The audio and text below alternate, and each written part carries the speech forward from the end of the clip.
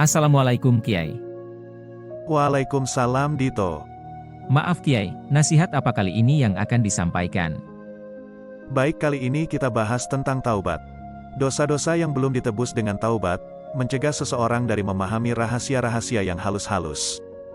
Orang yang membersihkan hati tanpa adanya taubat itu umpama orang yang menggosok cermin, tapi tak mau menghilangkan kerak yang kemarin, sekalipun cermin itu bersih dari embun dan kabut, tetap saja cermin melekat aneka kotoran yang mengerak. Jika orang berkaca, maka kotoran halus di wajah tak bisa dilihat dengan jelas. Jangankan komedo, jerawat pun tak bisa dilihat dengan jelas. Pintu keperbendaharaan Allah yang tersembunyi adalah taubat. Orang yang telah menyuci bersihkan hatinya hanya mampu berdiri di luar pintu rahasia Allah selama dia belum bertobat. Samalah seperti orang yang mati syahid yang belum melunasi utangnya terpaksa menunggu di luar surga. Jika dia ingin masuk ke dalam perbendaharaan Allah yang tersembunyi yang mengandung rahasia yang halus-halus, wajiblah bertaubat. Taubat itu sendiri merupakan rahasia yang halus. Orang yang tidak memahami rahasia taubat tidak akan mengerti mengapa Rasulullah Shallallahu Alaihi Wasallam yang tidak pernah melakukan dosa masih juga memohon keampunan, sedangkan sekalipun baginda Shallallahu Alaihi Wasallam berdosa, semuanya diampunkan Allah Subhanahu wa Ta'ala. Apakah Rasulullah Shallallahu Alaihi Wasallam tidak yakin bahwa Allah mengampuni semua dosa-dosa dan kesalahan-kesalahan beliau, jika ada? Maksud taubat adalah kembali, yaitu kembali kepada Allah Subhanahu wa Ta'ala. Orang yang melakukan dosa tercampak jauh dari Allah Subhanahu wa Ta'ala. Meskipun orang ini sudah berhenti melakukan dosa, malah dia sudah melakukan amal ibadah dengan banyaknya. Namun tanpa taubat dia tetap tinggal berjauhan dari Allah Subhanahu wa Ta'ala. Dia telah masuk ke dalam golongan hamba yang melakukan amal soleh, tetapi yang berjauhan, bukan dekat dengan Allah Subhanahu wa Ta'ala. Taubat yang lebih halus adalah pengayatan kalimat, tidak daya dan upaya melainkan anugerah Allah Subhanahu wa Ta'ala. Kami datang dari Allah dan kepada Allah kami kembali. Segala sesuatu datangnya dari Allah Subhanahu wa Ta'ala, baik persyaratan maupun perbuatan kita. Sumber yang mendatangkan segala sesuatu adalah uluhiyah, Tuhan, dan yang menerimanya adalah ubudiyah, hamba. Apa saja yang dari uluhiyah adalah sempurna, dan apa saja yang terbit dari ubudiyah adalah tidak sempurna. Uluhiyah memasok kesempurnaan, tetapi ubudiyah tidak dapat melaksanakan kesempurnaan itu. Jadi, ubudiyah berkewajiban mengembalikan kesempurnaan itu kepada uluhiyah dengan memohon ampunan dan bertaubat sebagai menampung cacat. Segala urusan dikembalikan kepada Allah Subhanahu wa Ta'ala. Semakin tinggi makrifat seseorang hamba, semakin kuat ubudiyahnya dan semakin sering dia memohon keampunan dari Allah Subhanahu wa Ta'ala, mengembalikan setiap urusan kepada Allah Subhanahu wa Ta'ala, sumber datangnya segala urusan.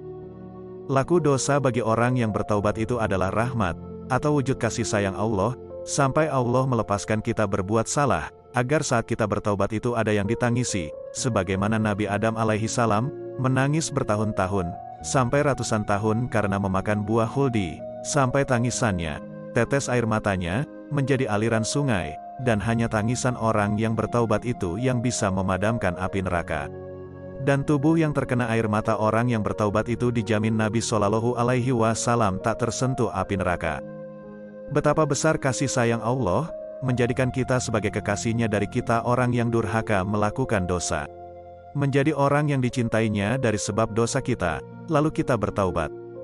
Bertaubatlah selalu kepada Allah, jangan menunggu kamu merasa berdosa, tapi gunakan taubat itu untuk mendekatkan diri pada Allah, karena Allah cinta orang-orang yang bertaubat dan cinta kepada orang-orang yang membersihkan diri. Dan taubat adalah cara yang digunakan para kekasih-kekasih Allah untuk mendekatkan diri pada Allah, untuk mendapatkan cintanya Allah, sehingga para wali-wali itu menjadi wali-wali utama, dan Allah melindungi dengan sihirnya. Kemudian para wali itu memperoleh kedudukan sirullah, atau rahasianya Allah, yang kedudukannya di atas para wali kutub. Nabi Muhammad Shallallahu Alaihi Wasallam bersabda, "Man lam yazuk lam yarif," yang tidak mengalami tak akan memahami. Maka, amalkan, alami, dan kamu akan paham. Jangan banyak bertanya, karena itu akan menambah kebingunganmu, dan akan bertumpuk kebingungan demi kebingungan karena kamu belum pernah mengalami. Untuk bertaubat seseorang tak harus menunggu merasa berdosa, dan menunggu diri melakukan dosa dahulu. Sebab sudah menjadi kodrat manusia itu secara sadar dan tidak sadar, diri suka tak mengakui dosa, dan lebih cenderung membuat alasan atas dosa yang telah dilakukan, dan melakukan pembelaan-pembelaan pada dosa yang dilakukan. Sekarang di mata orang lain, mungkin akan membuat pembelaan dan hujah, tapi nanti di hadapan Allah, dosa itu yang menjadi saksi adalah anggota badan kita sendiri. Maka, sebelum masa itu terjadi, sebaiknya diri membersihkan diri dengan taubat dari sekarang, agar wujud pelapis hati dan ruh juga akan terbuka, kecemerlangan memancar dari hati, memancar sampai ke wajah, dan orang menatap juga akan ikut terpancari cahaya. Dalam Quran sudah dijelaskan bahwa sesungguhnya Allah mencintai orang-orang yang bertaubat dan mencintai orang-orang yang mensucikan diri. Maka jika ingin dicintai Allah, ingin jadi kekasih Allah, dalilnya jelas, gamblang, Allah itu mencintai orang yang bertaubat, maka jika ingin jadi kekasihnya Allah, ya cukup jalankan saja taubat setiap hari, setiap malam, tentunya sebagai amaliyah. Jadi, biasakan taubat setiap malam, sebab Allah itu cinta orang yang bertaubat. Nah, itulah nasihat kali ini. Semoga bermanfaat. Wah, ternyata bertaubat tidak harus menunggu punya dosa dan orang yang bertaubat dicintai Allah ya Kiai. Baik Kiai, terima kasih atas nasihat yang disampaikan. Semoga kita dapat mengambil hikmah dan pelajaran dari nasihat ini. Amin.